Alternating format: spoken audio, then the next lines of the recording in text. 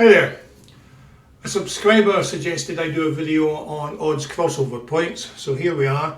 Before I get into it, however, quick caveat. Because I do most of my trading in running, the crossover points isn't such an issue for me.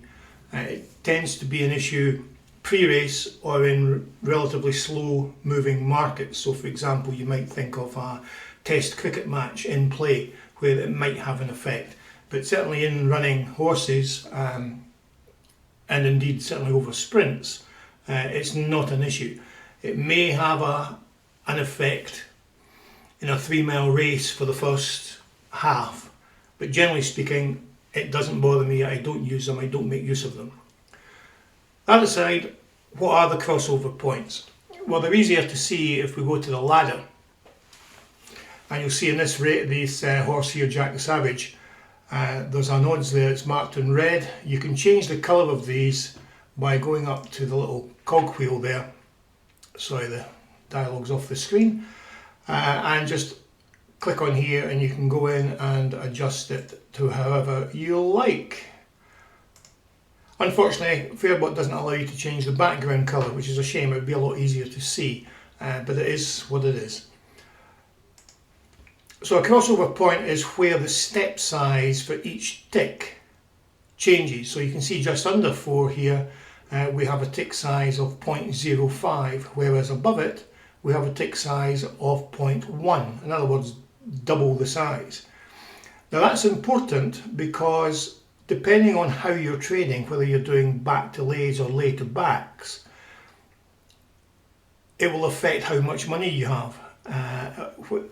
And how much money you can gain or indeed lose. So for example, if I was to lay at 4, if it goes against me, I'm only losing 0.05 per tick. Whereas if it goes for me, I'm gaining 0.1 per tick. And that's the major issue that you need to be aware of with the crossover points.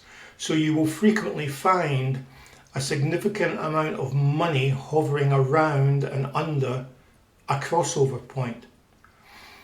So the crossover points tend to provide some level of support and resistance for any downward pressure.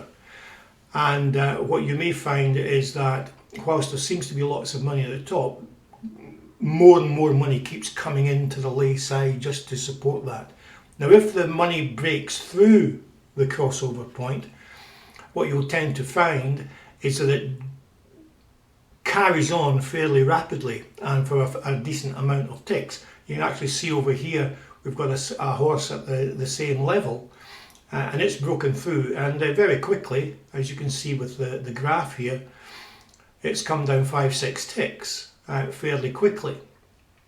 It will eventually hit a point where all the layers will say, well, that's enough, let's push it back up again. And that's what will happen. But what you can often find is a horse will get stuck at a crossover point, and until something breaks that resistance, it will stay there.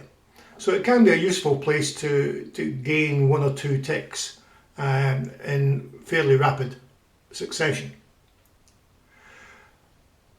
The thing to remember is that generally speaking, when you're trading, it's best to back first and lay second, rather than lay first and back. The reason being is just the way the trading calculations work. So for example, if you lay at 4, that would be a liability. Let's say you were laying for £100, that would be a liability of 300, and you're looking for 1 tick up at 4.1. The profit that you get would be 100 times that 0.1, so you're looking at £10.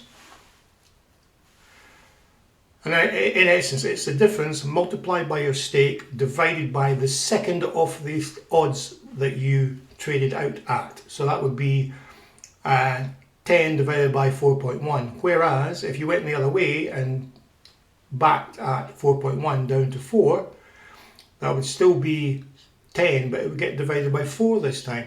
So it's ever so slightly more profit you get by going back to lay than you would by going lay to back. Slight deviation there. The important point about the crossover point is that if it goes against you when you're laying,